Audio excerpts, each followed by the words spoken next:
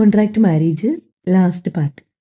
ആശുപത്രിയിലെ മടുപ്പിക്കുന്ന ഗന്ധത്തിൽ നിന്ന് തറവാടിന്റെ നിശബ്ദതയിലേക്ക് എൻ്റെ കുഞ്ഞിനെയും ചേർത്ത് ഞാൻ മടങ്ങിയെത്തുമ്പോൾ ആ വലിയ വീട് ശരിക്കും ഒരു ശ്മശാനം പോലെ തോന്നി. അമ്മച്ചിയുടെ ഓർമ്മകൾ നിറഞ്ഞു നിൽക്കുന്ന ആ ചുമരുകൾക്കുള്ളിൽ നഷ്ടങ്ങളുടെയും സങ്കടങ്ങളുടെയും അസ്വസ്ഥത എപ്പോഴും ഉണ്ടായിരുന്നു.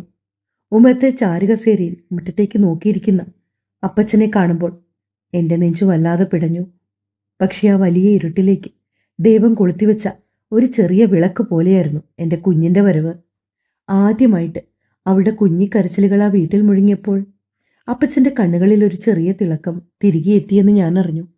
പാല് കുടിക്കുമ്പോഴുള്ള അവളുടെ കൊഞ്ചലുകളും അറിയാതെ വിടരുന്ന പുഞ്ചിരികളും കൈകാലുകൾ ഇളക്കി കളിക്കുന്ന കുസൃതികളും ആ വീടിൻ്റെ നിശബ്ദതയെ പതിയെ മാറ്റി തുടങ്ങി.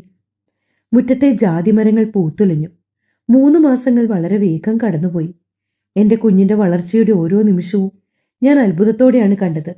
ഉറക്കത്തിൽ അറിയാതെ പുഞ്ചിരിക്കുമ്പോഴും ചെറിയ കൈകൾ വായുവിലേക്ക് നീട്ടി എന്തൊക്കെയോ പിടിക്കാൻ ശ്രമിക്കുമ്പോഴും എന്നെ നോക്കി കൊച്ചു കൊച്ചു ശബ്ദങ്ങൾ ഉണ്ടാക്കുമ്പോഴും ഞാൻ എന്നെ തന്നെ മറന്നുപോയി. ആ ദിവസങ്ങളിൽ എൻ്റെ ഉള്ളിലെ മാതൃത്വം അതിൻ്റെ പൂർണ്ണതയിലേക്ക് എത്തുകയായിരുന്നു. അവളുടെ കണ്ണുകളിലേക്ക് നോക്കുമ്പോഴെല്ലാം ഞാൻ ജോർജിയെ കണ്ടു. അവൻ്റെ അതേ ചിരി, ഉറങ്ങുമ്പോഴുള്ള അതേ ഭാവം. ചിലപ്പോൾ അവൾ കണ്ണു തുറന്ന് നോക്കുമ്പോൾ പോലും അവൻ്റെ നിഴൽ രൂപങ്ങൾ അവളിൽ കാണാൻ കഴിയുമായിരുന്നു. ഒരുപക്ഷെ എൻ്റെ ജീവിതത്തിലെ ഏകാന്തതകൾക്ക് ദൈവം തന്ന ഏറ്റവും വലിയ മറുപടിയായിരുന്നു അവൾ. ആ ദിവസങ്ങളിൽ ഞാൻ എന്നെ തന്നെ വീണ്ടും കണ്ടെത്തുകയായിരുന്നു. ചെറിയ കാര്യങ്ങൾക്ക് പോലും തളർന്നു പോയിരുന്ന പഴയ ദർശിനിയല്ല ഇപ്പോൾ ഞാൻ. എൻ്റെ കുഞ്ഞിൻ്റെ മുഖത്തേക്ക് നോക്കുമ്പോൾ എനിക്ക് മുന്നിൽ വലിയൊരു ലക്ഷ്യമുണ്ടെന്ന് ഞാൻ തിരിച്ചറിഞ്ഞു. ജോർജ് എന്നെ സ്നേഹിച്ചാലും ഇല്ലെങ്കിലും, ഞങ്ങൾ ഒപ്പിട്ട കരാറിൻ്റെ കാലാവധി കഴിഞ്ഞാലും ഞാൻ ഇനി ഈ പടിയിറങ്ങി പോകില്ലെന്ന് ഞാൻ തീരുമാനിച്ചു. എനിക്ക് പോകാൻ മറ്റൊരിടമില്ലാത്തത് കൊണ്ടല്ല. എല്ലാം നഷ്ടപ്പെട്ട്, ഭാര്യയെ നഷ്ടപ്പെട്ട്, ഏകമകൻ ജയിലിലായ ആ മനുഷ്യനെ ഈ വലിയ വീട്ടിൽ തനിച്ചാക്കാൻ എൻ്റെ മനസ്സനുവദിച്ചില്ല. എന്നെക്കൊണ്ടതിന് കഴിയുമായിരുന്നില്ല. ഈ തറവാടിൻ്റെ മരുമകളായി, ഈ കുഞ്ഞിൻ്റെ അമ്മയായി, ഈ വീടിൻ്റെ നെടും തൂണായി ഞാൻ ഇവിടെ തന്നെ നിൽക്കും. അതൊരു വാശിയായിരുന്നു. ഒരു തണൽ പോലും തരാതെ എന്നെ തോൽപ്പിക്കാൻ ശ്രമിച്ച കാലത്തോടുള്ള ഒരു പെണ്ണിൻ്റെ വാശി. അതായിരുന്നു എൻ്റെ മനസ്സിൽ. പകൽ സമയങ്ങളിൽ കുഞ്ഞിനെ ജോലിയെ ഏൽപ്പിച്ച് അപ്പച്ചനൊപ്പം വക്കീൽ ഓഫീസുകളിലേക്കും ബാങ്കുകളിലേക്കുമൊക്കെ ഉള്ള നെട്ടോട്ടമായിരുന്നു പിന്നെ എൻ്റെ ജീവിതം. ജോലി ഇടയ്ക്കൊക്കെ ഇവിടേക്ക് വരും. അവളെനിക്കൊരു ആശ്രയമായിരുന്നു. പണ്ട് കോൺട്രാക്ട് പേപ്പറുകളായിരുന്നു എൻ്റെ കൈകളിലുണ്ടായിരുന്നെങ്കിൽ ഇപ്പോൾ അവയുടെ സ്ഥാനത്ത് വക്കീൽ നോട്ടീസുകളാണ്. കോടികളുടെ സാമ്പത്തിക തട്ടിപ്പ് കേസും ഒന്നിലധികം പരാതിക്കാരും ഉണ്ടായിരുന്നതുകൊണ്ട് ജോർജിന് ജാമ്യം ലഭിക്കുക എന്നത് വളരെ ബുദ്ധിമുട്ടായിരുന്നു. കോടതി വരാന്തകളിൽ ജോർജിയെ പുറത്തിറക്കാനുള്ള വഴികൾ തേടി അപ്പച്ചൻ വല്ലാണ്ട് അലഞ്ഞു. എതിർഭാഗത്തെ വക്കീലന്മാരുടെ വാദങ്ങളും പോലീസിന്റെ കുറ്റപത്രവും അവനെ വീണ്ടും വീണ്ടും ഇരുമ്പഴിക്കുള്ളിൽ തന്നെ തളച്ചിട്ടു. വക്കീൽ ഫീസിനും ബാങ്കിലെ ആദ്യഘട്ട തിരിച്ചടവുകൾക്കുമായി അപ്പച്ചന്റെ നിർദ്ദേശപ്രകാരം തറവാടിന്റെ ചില വസ്തുവകകൾ ഞങ്ങൾ വിറ്റു. ആധാരങ്ങളിൽ ഒപ്പിടുമ്പോൾ അപ്പച്ചന്റെ കൈകൾ ചെറുതായി വിറയ്ക്കുന്നുണ്ടായിരുന്നു. അതൊരു വലിയ പോരാട്ടമായിരുന്നു. ഒരച്ഛനും ഒരു ഭാര്യയും തങ്ങളുടെ പ്രിയപ്പെട്ടവനു വേണ്ടി നടത്തുന്ന അതിജീവനത്തിന്റെ പോരാട്ടം. അങ്ങനെ കുഞ്ഞിന് 3 മാസം പ്രായമുള്ളപ്പോൾ ആദ്യമായി ജോർജിയെ കാണാൻ ഞങ്ങൾ ജയിലിലേക്ക് പോയി. സബ് ജയിലിന്റെ കനത്ത ഉയരമുള്ള മതിലുകൾക്ക് മുമ്പിൽ വണ്ടി നിന്നപ്പോൾ എൻ്റെ നെഞ്ചൊന്നു പിടഞ്ഞു. വലിയ ഇരുമ്പ് ഗേറ്റിലൂടെ പോലീസുകാരുടെ പരിശോധനകൾക്ക് ശേഷം ഞങ്ങൾ വിസിറ്റേഴ്സ് റൂമിലേക്ക് നടന്നു. മുഷിഞ്ഞ മണം നിറഞ്ഞ ഒരു ഇടനാഴി, അതിനപ്പുറം തുരുമ്പ് പിടിച്ച കനത്ത ഇരുമ്പഴികൾ. അവിടെയാണ് അവനെ കൊണ്ടുവരുന്നത്. എൻ്റെ നെഞ്ചോട് ചേർന്ന് കിടന്ന കുഞ്ഞ് പതുക്കെ കണ്ണുകൾ തുറന്ന് ചുറ്റും നോക്കി. ഒന്നും അറിയാതെ അവൾ എൻ്റെ സാരിത്തുമ്പിൽ പിടിച്ചു വലിച്ചു. അപ്പച്ചനൊരു വാക്കുപോലും മിണ്ടാതെ വിറയ്ക്കുന്ന കാലുകളോടെ അഴികൾക്കരികി നിന്നു. ആ കാത്തിരിപ്പിലെ ഓരോ നിമിഷവും എനിക്കൊരു യുഗം പോലെ തോന്നി. അപ്പോഴാണ് ദൂരെ നിന്നും ബൂട്ടുകളുടെ ശബ്ദം കാലുകളിൽ വന്നടിക്കുന്നു. ഒരു പോലീസ് ഉദ്യോഗസ്ഥനോടൊപ്പം അവൻ നടന്നു വരുന്നത് നോക്കി ശീല പോലെ ഞാൻ നിന്നു. ശ്വാസം കിട്ടാത്ത പോലെ. എണ്ണമയമില്ലാത്ത പാറിപ്പറന്ന മുടിയും വളർന്നിറങ്ങിയ താടി രോമങ്ങളും ഉറക്കമില്ലായ്മയുടെ കറുത്ത വട്ടങ്ങൾ വീണ കുഴിഞ്ഞ കണ്ണുകൾ, ഒട്ടിയ കവളുകൾ, മുഷിഞ്ഞ വെള്ളവസ്ത്രങ്ങൾ.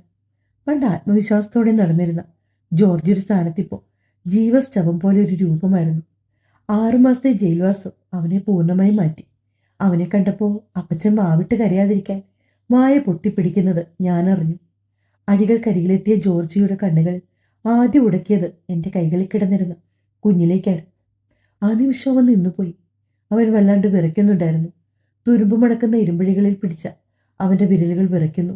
ആ ചുണ്ടുകൾ വിതുമ്പുന്നു. എന്തോ പറയാൻ ശ്രമിച്ചെങ്കിലും ഒരു വാക്കുപോലും പുറത്തു വന്നില്ല. അവൻ്റെ കണ്ണുകൾ നിറഞ്ഞൊഴുകി.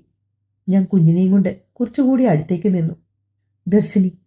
നേരിയ ശബ്ദം ചുണ്ടുകൾക്ക് പുറത്തേക്ക് വരാത്തതുപോലെ അവൻ എന്നെ വിളിച്ചു. മകന്റെ അവസ്ഥ കണ്ടു നിൽക്കാൻ കഴിയാതെ അപ്പച്ചൻ മുഖം തിരിച്ചു മാറി നിന്നു.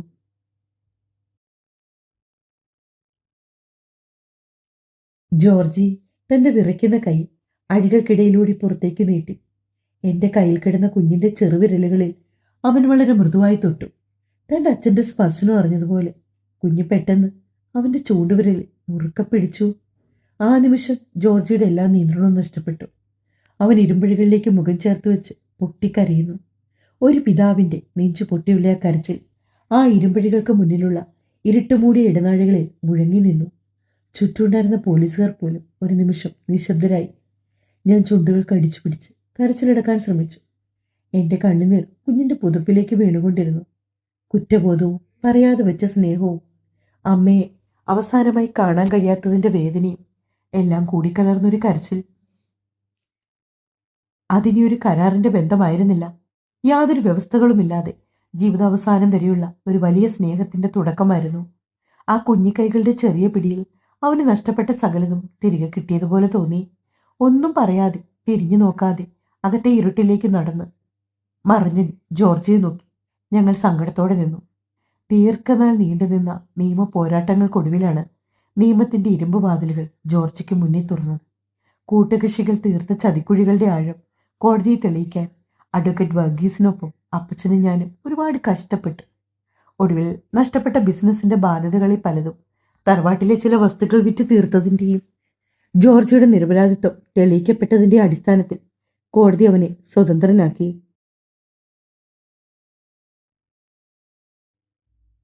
മണിക്കൂറുകൾ, ദിവസങ്ങൾ, മാസങ്ങൾ, നൂറ്റാണ്ടുകൾ കടന്നു പോകുന്നത് പോലെയുള്ള കാത്തിരിപ്പുകൾ. സബ് ജയിലിന്റെ കനത്ത ഗേറ്റ് കടന്ന് വെളിയിലേക്ക് ഇറങ്ങി വന്ന ജോർജി ഒരു നിമിഷം നിശ്ചലനായി. 3 മാസങ്ങൾക്ക് ശേഷം അവൻ സ്വതന്ത്രനായ ആ ദിവസം ഗേറ്റിന് പുറത്ത് കുഞ്ഞിനെയും നെഞ്ചോട് ചേർത്ത് ഞാനും എനിക്കരികിൽ വിറയ്ക്കുന്ന കാലുകളോടെ അപ്പച്ചനും അവനെ കാത്തു നിൽപ്പുണ്ട്. ജോർജിയുടെ കണ്ണുകൾ ആദ്യം ഉടക്കിയത് അപ്പച്ചൻ്റെ മുഖത്തേക്കാണ്. പണ്ടത്തെ ആ തലയെടുപ്പുള്ള മനുഷ്യൻ ഒരുപാട് മെലിഞ്ഞ് നരച്ച താടിയുമായി തളർന്നു നിൽക്കുന്നത് കണ്ടതും അവൻ വേഗത്തിൽ അടുത്തേക്ക് ചെന്ന് ആ നെഞ്ചിലേക്ക് വീണു. ഒരു കൊച്ചുകുട്ടിയെപ്പോലെ അവൻ പൊട്ടിക്കരഞ്ഞു. അപ്പച്ചൻ തന്റെ വിറയ്ക്കുന്ന കൈകൾ കൊണ്ട് തലയിൽ പതുക്കെ തലോടി.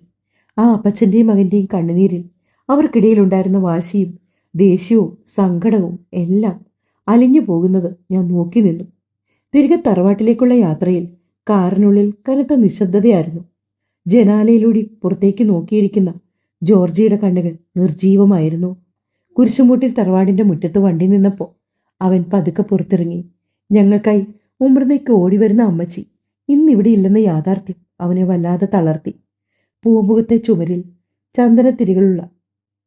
തിരികളുടെ ഗന്ധമുള്ള മാലയിട്ട് അമ്മച്ചിയുടെ വലിയ ഫോട്ടോയ്ക്ക് മുമ്പിൽ അവൻ മുട്ടുകുത്തി നിന്നു. കുറച്ചുനേരം ഒന്നും സംസാരിച്ചില്ല. പിന്നെ തല താഴ്ത്തി വിതുമ്പാൻ തുടങ്ങി. ആ സങ്കടത്തിന് മുമ്പിൽ ആശ്വസിപ്പിക്കാൻ വാക്കുകളില്ലാതെ ഞാനും അപ്പച്ചനും നിശബ്ദരായി നിന്നു. ജയിൽ മോചിതനായി വന്ന ശേഷമുള്ള ജോർജിയുടെ ദിനങ്ങൾ നിശബ്ദത നിറഞ്ഞതായിരുന്നു. പണ്ട് മുഖത്തൊരു കള്ളച്ചിരിയോടെ നടന്നിരുന്ന, എല്ലാവരോടും സംസാരിച്ചിരുന്ന ആ മനുഷ്യനെ എവിടെയോ നഷ്ടപ്പെട്ടതുപോലെ തോന്നി. മിക്ക സമയങ്ങളിലും അവൻ ഉമ്മർത്തെ ചാരുപടിയിലിരുന്ന് ശൂന്യതയിലേക്ക് കണ്ണുനട്ടിരിക്കും. താൻ കാരണം നഷ്ടപ്പെട്ട അമ്മച്ചിയുടെ ജീവൻ, ഈ വീടിനുണ്ടായ അപമാനം, സ്വത്തുക്കളുടെ നഷ്ടം, ആ കുറ്റബോധത്തിന്റെ വലിയൊരു ഭാരം അവനെ എപ്പോഴും അലട്ടി. പക്ഷെ ആ ദിവസങ്ങളിൽ അവന് ജീവിക്കാൻ ഒരു കാരണം നൽകിയിരുന്നത് ഞങ്ങളുടെ കുഞ്ഞായിരുന്നു. പതുക്കെ പതുക്കെ അവൻ അവളിലേക്ക് കൂടുതൽ അടുത്തു തുടങ്ങി. ഞാൻ അടുക്കളയിൽ തിലക്കിലായിരിക്കുമ്പോൾ അവൻ തൊട്ടിലിൽ നിന്ന് കുഞ്ഞിനെ എടുത്ത് നെഞ്ചോട് ചേർക്കും. അവളുടെ ഓരോ ചെറിയ ചലനങ്ങളും അവൻ അത്ഭുതത്തോടെ നോക്കി നിൽക്കും.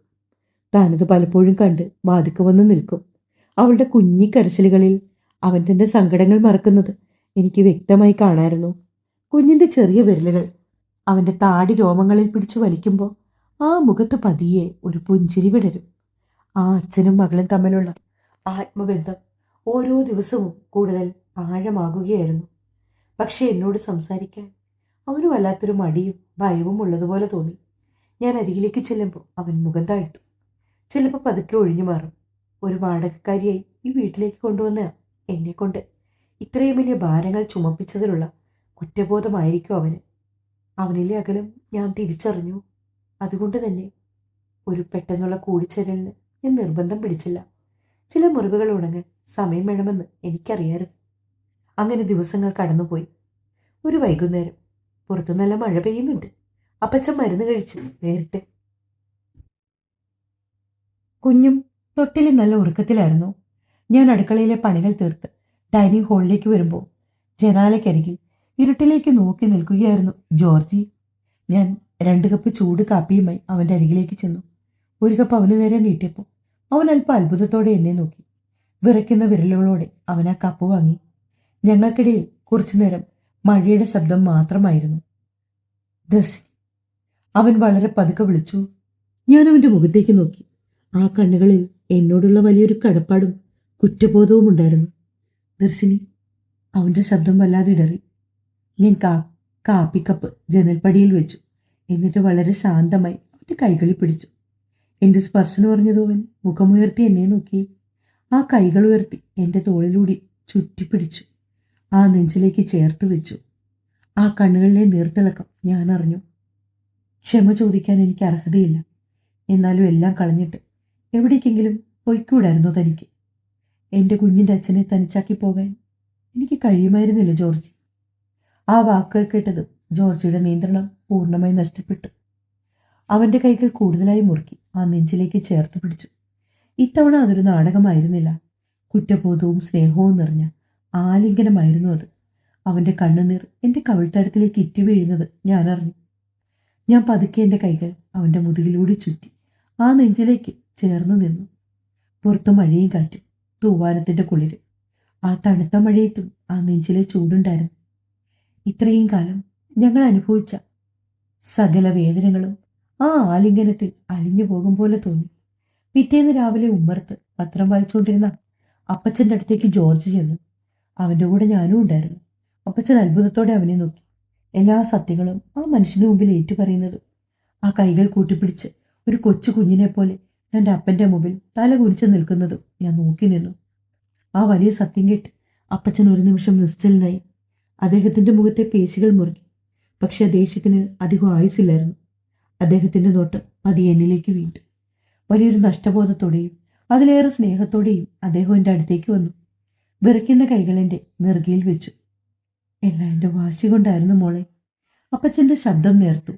എൻ്റെ ആഗ്രഹങ്ങൾ നിന്റെ മേൽ അടിച്ചേൽപ്പിക്കുന്നത് കൊണ്ടാണ് മോളെ ഇതൊക്കെ വന്നത്.